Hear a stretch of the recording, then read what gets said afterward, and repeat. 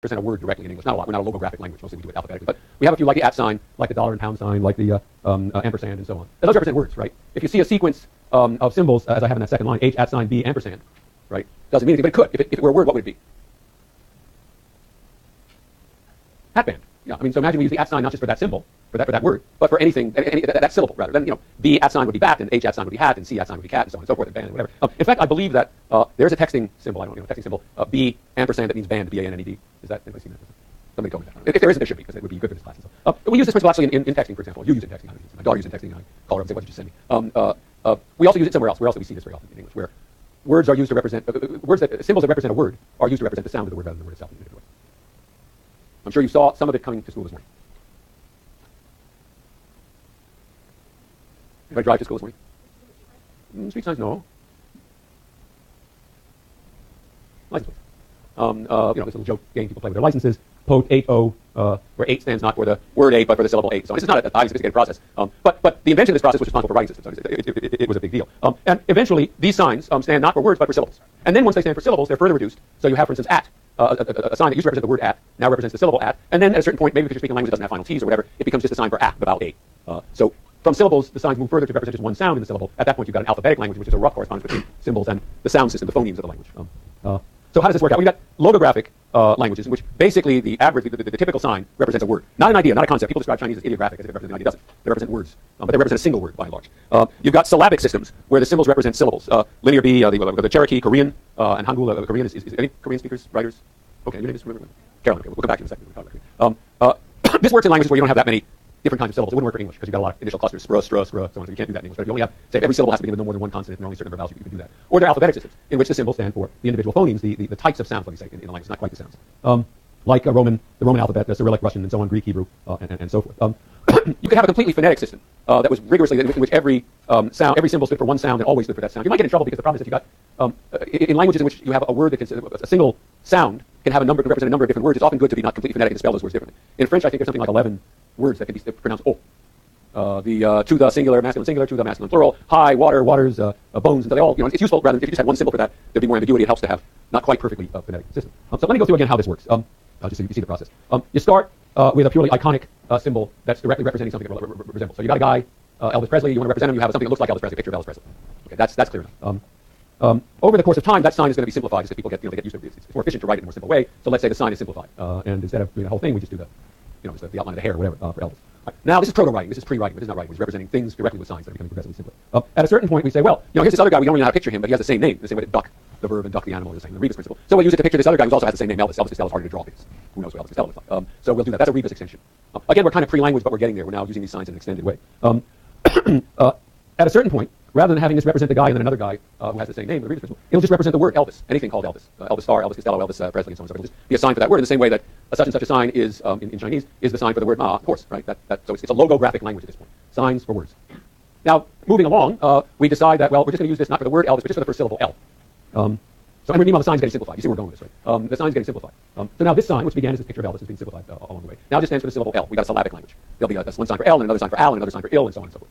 And finally, if we move to an alphabetic language, you could have that sign merely representing the sign F. Right? This is the process whereby languages develop. Now, they don't all have to get to this final stage. They're languages as soon as they get to logographic. And some, like Chinese, stay very happily at that level. We'll talk about the differences in the reading next time. But this is the process whereby you get to an alphabetic script.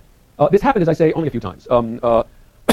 It began in Sumer. That writing system developed, and I'm not going to go through all this, but developed in various forms into the writing systems used for Indic, used for Greek and Cyrillic, used for the Roman alphabet, used for Semitic. All of those systems began there. Some say that the Chinese system comes from that. The evidence is sketchier, and there's debate about that as to whether Chinese was developed in that system, or whether perhaps it was simply because the other thing happens. Once you see writing done, we'll talk about this in a second, it's a lot easier to do it with starting with new symbols.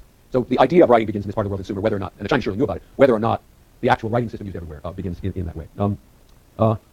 Later on, you get further developments. I won't have that much to say about this, but you want to get spaces between words. That's a very good thing to do. The early writing has no space between the words. It's hard to read. Just the process of writing, this is with Western alphabets for the most part, writing a line and then going back to the beginning of the next line and starting a line again, going left to right, going back and starting left to right, or in Hebrew going right to left, going back and going right to left. There were some systems in which you went left to right, and you get to the end of the line, you turn around and reverse the letters also, the polarity of the letters. So they went right to left, you just went back the other way. So the E's now faced which way? This way, right, rather than this way. And so this was called boustrephedon. Bus is from the Latin from the Greek for cow, for ox, I think. Bossi is actually connected to this. Boustrophodon, strophe, as in catastrophe, a sudden turn. Strophe is a turn. And it's because that's the way an ox plows a field. Left to right, right to left, left to right, right to left. And there are programs out there you can get that people write programs that will render your communication to boustrophodon. You've got lots of times on your hands. as I say, these haven't been invented much, these systems. It's extraordinary how hard an idea, or how important an idea, how hard an idea was, given that we take it for granted. In several cases, though, new writing systems have been devised. Not the idea of writing itself. It's not clear the idea of writing happened more than once. But once you've seen a writing system, it becomes possible to just invent a new one. Two very interesting cases. One in the 19th century in America. This man, George Guest, called Sequoyah, probably part Cherokee mother. His father may have been a soldier in the colonial army, may not have been, we don't know that much about him. Born 1770, 1780. A silversmith in the South, Cherokee. Sees white men using writing, which they call the talking leaves, is fascinated by the idea and devotes himself to inventing a writing system for Cherokee. Spends years doing this, lets his plants, his farm go, people think he's crazy. First tries to come up with a system in which they'll have a symbol for every word. That turns a logographic system. That turns out to be too complicated. He hits on the idea of doing a syllabic system. Cherokee, fortunately, is a language whose structure lends itself to a syllabic system. And invents what's called the Cherokee syllabary. Some of the symbols are borrowed from the alphabet he saw used by English, but they have nothing. The phonetic values of symbols have nothing to do with that. W signs in the W. It's used for a completely different syllable. So he devises this. He goes to I think Oklahoma initially, or Arkansas initially. Shows the system to the Cherokee leaders there. They decide, after they've been convinced that he has first tested how it works, that everyone should become literate on this language. In a very short time, the Cherokee nation is largely literate in the Cherokee language. There are newspapers as late as 1821. They adopted the alphabet. By 1828, there are newspapers in it. So it's still kept alive by certain people. I don't know that anybody actually uses it for writing, but people do keep it alive. There's still a number of speakers of Cherokee around. So, and Sequoyah, of course, the name stays with us. An important figure. Another invention of writing, Hangul in Korea. I never know how to say Sejong. How do I say his name? Sejong. Sejong, or Sejong the Great, 15th century Korean king. In Korea, they're using what's called Hanja. As the Japanese in this period, they're using the Chinese writing system for Korean. It's a bad match because the structure of Korean is really different from the structure of Chinese. They have to learn enormous numbers of characters. It isn't adapted well. It's hard to learn and known only by a few clerks. It's not available to the people. King Sejong decides, I want to have a writing system for my language that will be easy for everybody to learn.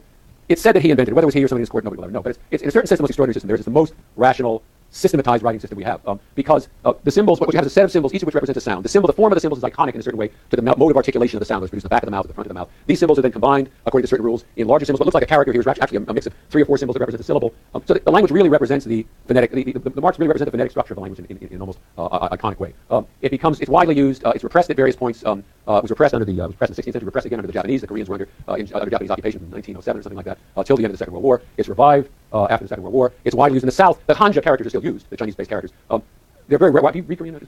So the Hanja characters are very rarely used, are they, in newspapers? Do you see Hanja used in? I'm sorry? Yeah, so they're rarely used. I mean, people still know them in a few of them. They use them for foreign words, I think. But it's basically become, and it's a much more democratic system and so on. And again, one of the extraordinary cases when somebody just cooks up a writing system out of his own head.